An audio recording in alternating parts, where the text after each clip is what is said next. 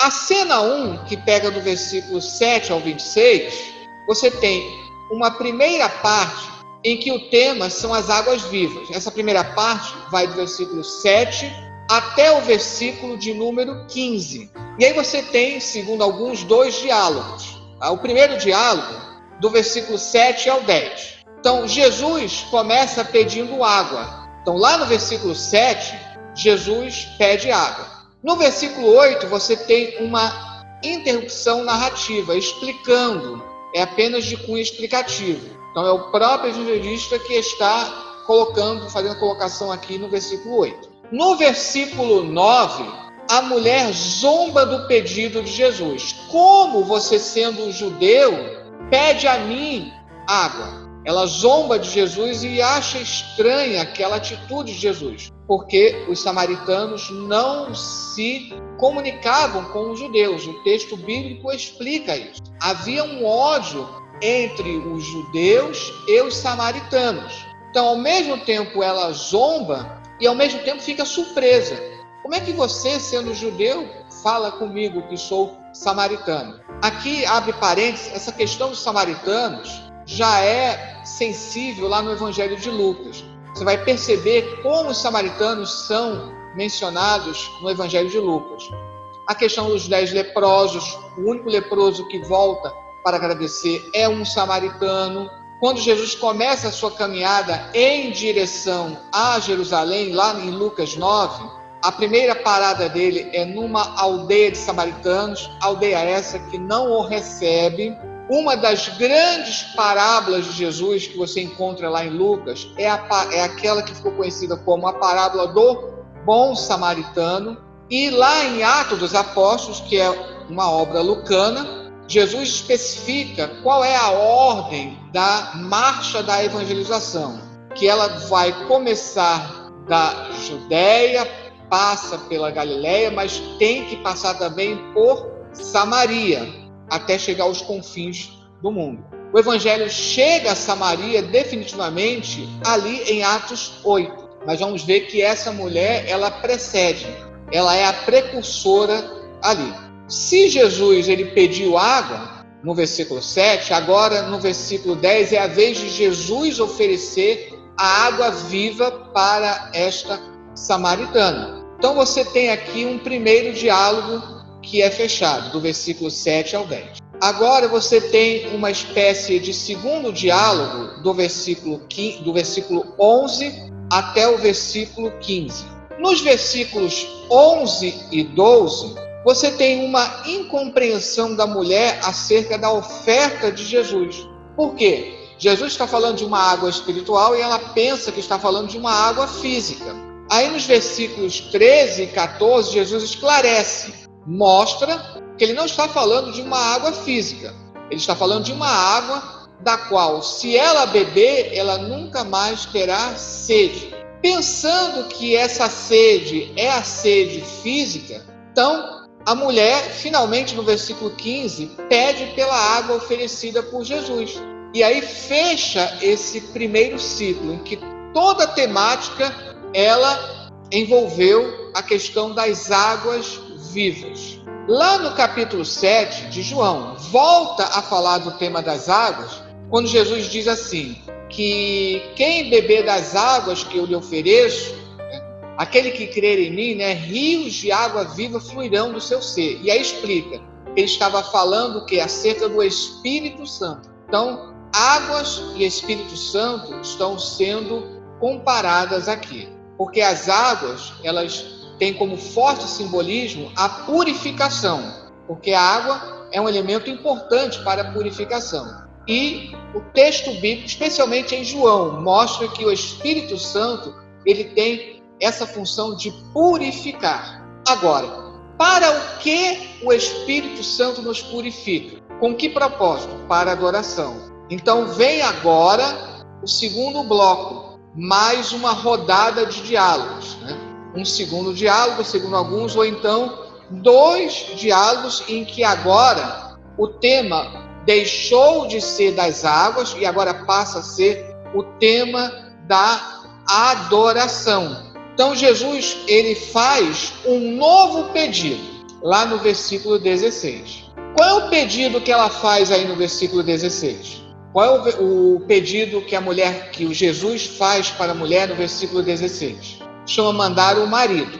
Quem lê apressadamente a passagem pensa que Jesus está chamando pelo marido de fato dela.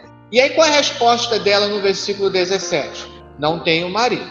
E aí Jesus, ele responde na segunda parte, na continuidade do versículo 17 e no versículo 18. Disseste bem, não tenho marido. Aí o que Jesus diz no versículo 18? Sim, mas disse o quê? Que ela já tinha tido o quê? 5 maridos. Aqui você tem um simbolismo, porque muitos, lendo apressadamente, pensam, essa mulher era uma prostituta. Aliás, várias pregações já foram dadas abordando essa questão. Só que aqui a mulher samaritana, ela tem um simbolismo que eu vou explicar mais à frente. Primeiramente, ela está representando o próprio povo samaritano. Os samaritanos, quando você vai lá em 2 Reis, no capítulo 17, a queda do reino do norte, ele proporcionou o aparecimento dos samaritanos. E esse aparecimento, ele é proporcionado pela mistura que existe entre os habitantes ali com habitantes que são trazidos de outras regiões. E ao todo, são misturados 5 povos. Como o tema é adoração, está falando justamente que a adoração dos samaritanos era uma adoração que estava prejudicada por essa mistura. Por isso eles eram odiados pelos judeus. Há alguns que também veem aqui o seguinte simbolismo. Os samaritanos, eles se separaram. Até hoje existem samaritanos lá na região de Nablus, onde hoje é Nablus, na antiga Siquém. Ainda existe uma comunidade de samaritanos. Dizem até que a Páscoa celebrada por eles é até mais bonita que a Páscoa dos judeus, celebrada pelos judeus, é o que dizem. E dizem alguns porque os samaritanos, o texto bíblico deles é apenas e tão somente o Pentateuco, que são 5 livros. Ou seja, já tiveste 5 maridos, ou seja, já abraçaste a revelação do Pentateuco, mas agora você não tem nenhuma aliança, porque agora o culto ficou tão misturado que nem a fidelidade ao Pentateuco vocês teriam. Então, seja de uma forma ou de outra, existe aqui um simbolismo. Não se estaria falando de um marido de fato dessa mulher, mas estaria aqui um simbolismo. Então, fecha o primeiro diálogo, ou a primeira parte desse diálogo, e agora entra um segundo diálogo, no versículo 19 ao 26. Então, do 16 ao 18, ficou um pouco como simbolismo. Tanto é que fica difícil entender simbolismo, que muitos acham que está falando aqui, muitos entendem que está falando de uma mulher, de um marido de carne e osso, literal. Pelo fato do simbolismo, é por isso que a mulher entra no versículo 19 e 20 sobre a questão da adoração, diretamente. Nossos pais dizem que o verdadeiro local de adoração é aqui no Monte Gerizim, enquanto que vocês dizem que é em Jerusalém. Aqui começa uma questão bem interessante.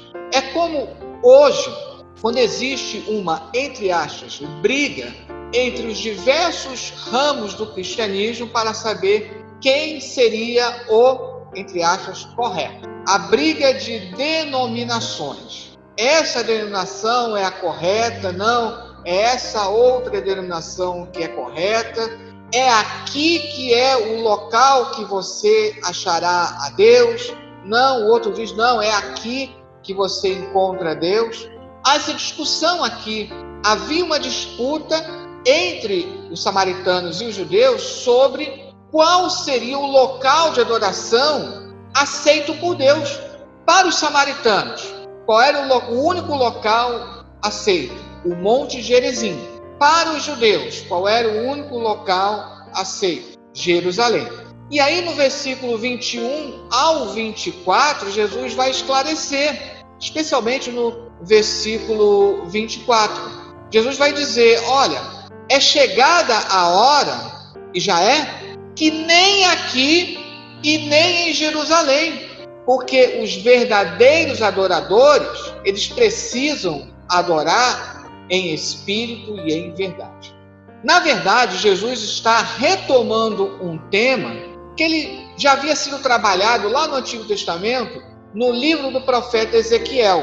Inclusive, já foram feitos até trabalhos de comparação, entre algumas passagens do Evangelho de João e algumas do livro de Ezequiel. Porque o tema do profeta Ezequiel é: o povo está no cativeiro. O povo foi tirado da terra de Israel e não tem mais o templo. E qual era o conceito na época? Só é possível adorar a Deus se você tiver o templo e se você estiver na terra de Israel. Ora, se não temos nem uma coisa nem outra, como adorar a Deus? E é por isso que o livro do profeta Ezequiel começa com aquela visão fantástica para mostrar que, mesmo a milhas de distância de Jerusalém, numa terra estrangeira, Deus se manifesta. Porque Deus se manifesta onde o seu povo está.